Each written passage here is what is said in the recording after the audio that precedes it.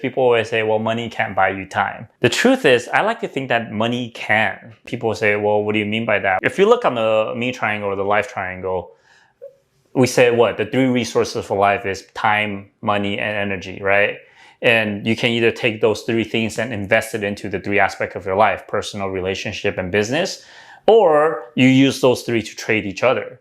So in my mind, I certainly think, yes, money can buy time. If you take money and buy health treatment and you live longer, technically that's buying time. But I think that's a little bit too theoretical, right? And I want to bring it back closer to our everyday life, right? I think the time that you don't spend doing what doesn't add value to you is essentially time bought. So for example, if today I didn't go grocery shopping, right? And then I shopped on We or Amazon grocery delivery or whatever, all the chores are almost the first thing or the first step to buying time.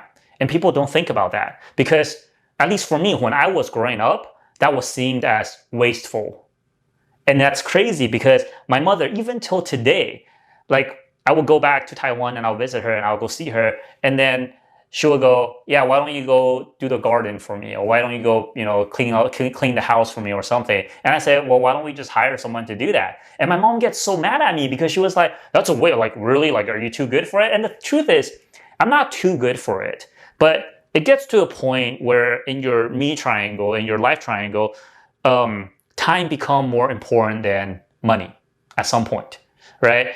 And whenever you trade that, whenever you buy an outside service, either a meal prep service or a cleaning service or a gardening service, all of that to add value to your life, to essentially invest in your life, but then you don't have to spend the time to do it, how is that not buying time?